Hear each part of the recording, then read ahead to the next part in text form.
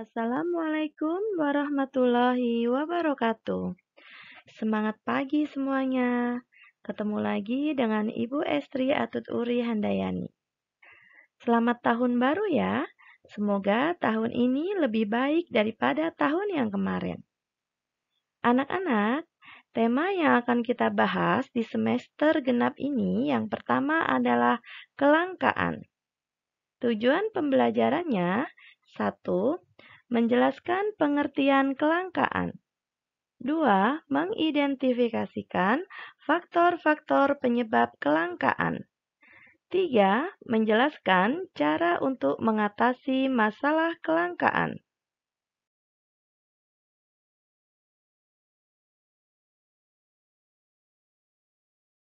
Anak-anak, manusia selalu melakukan aktivitas dalam memenuhi kebutuhan hidupnya.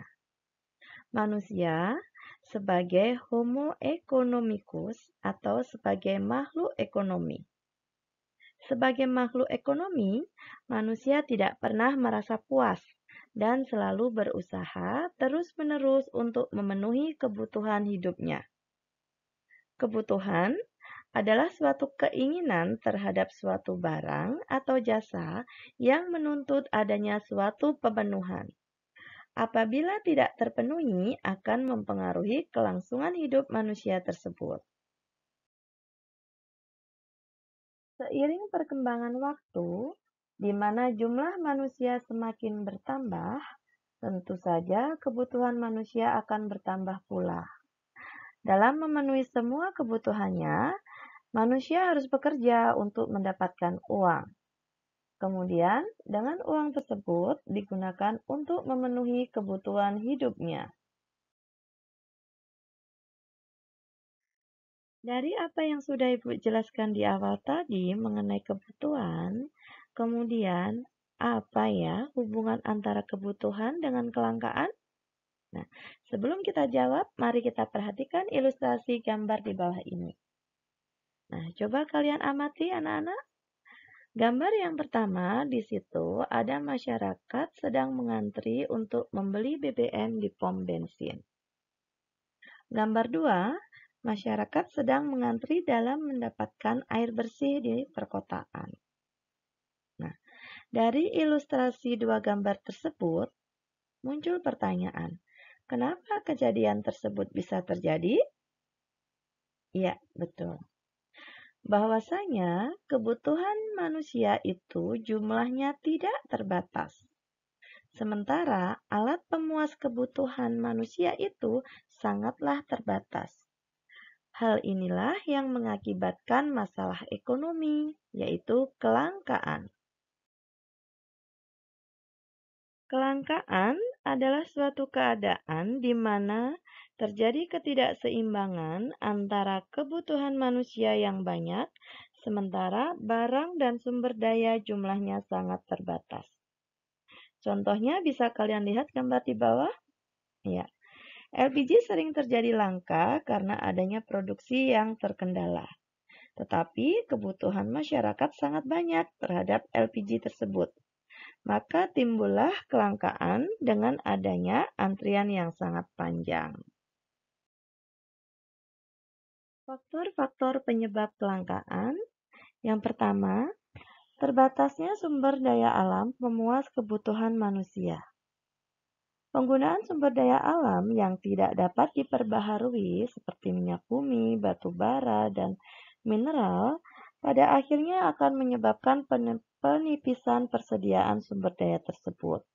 Hal ini sehingga akan menyebabkan kelangkaan. Contohnya bisa kalian lihat pada gambar di bawah ini.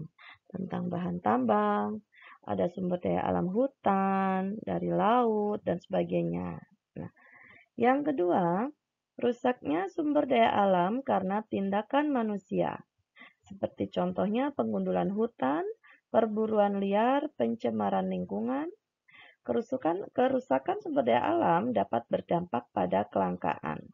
Bisa kalian lihat pada gambar di bawah ini, ada illegal fishing, penangkapan ikan secara ilegal, penebangan hutan secara liar, perburuan liar. Nah, hal-hal inilah yang menyebabkan terjadinya kelangkaan. Yang ketiga, terbatasnya kemampuan manusia untuk mengolah sumber daya alam karena kurangnya pengetahuan, teknologi, dan modal. Hal ini menyebabkan terjadinya kelangkaan. 4.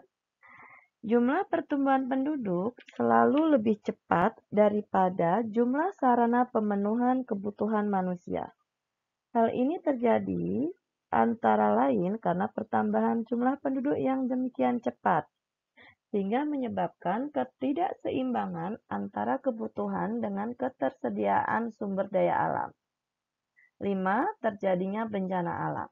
Bencana alam akan merusak segala sumber daya alam yang ada, mengakibatkan kerugian baik sisi moral maupun fisik. Hal ini menyebabkan terjadinya kelangkaan. Anak-anak, kita sekarang tahu bahwa masalah kelangkaan itu ada di depan mata. Nah, terus bagaimana cara kita mengatasi masalah kelangkaan tersebut? Oke, kita bahas satu persatu. Cara mengatasinya yang harus kita lakukan adalah 1. Menyusun skala prioritas. Skala prioritas diperlukan untuk menentukan urutan kebutuhan manusia dari yang terpenting sampai yang kurang penting. 2. Efisien atau hemat dalam menggunakan sumber daya. Artinya, kita mengusahakan jangan sampai ada sumber daya yang terbuang percuma. 3. Kita harus menjaga kelestarian sumber daya alam. Contohnya, reboisasi, pengolahan limbah produksi.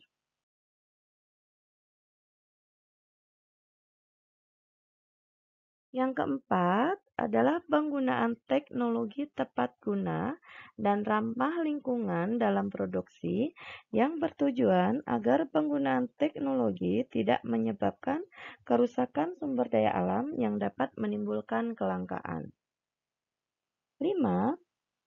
Meningkatkan pengelolaan berbagai macam sumber daya alam lebih bermanfaat bagi kehidupan manusia. Yang keenam, menciptakan alat pemenuhan kebutuhan atau barang pengganti atau barang substitusi, sehingga kita tidak tergantung pada sumber daya alam fosil saja. Contohnya seperti itu.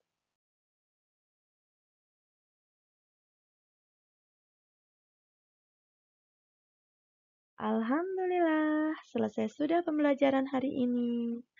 Kesimpulannya, mari kita jaga kelestarian sumber daya alam kita, sehingga kita terhindar dari masalah kelangkaan. Oh ya, tetap semangat ya walau pada masa pandemi.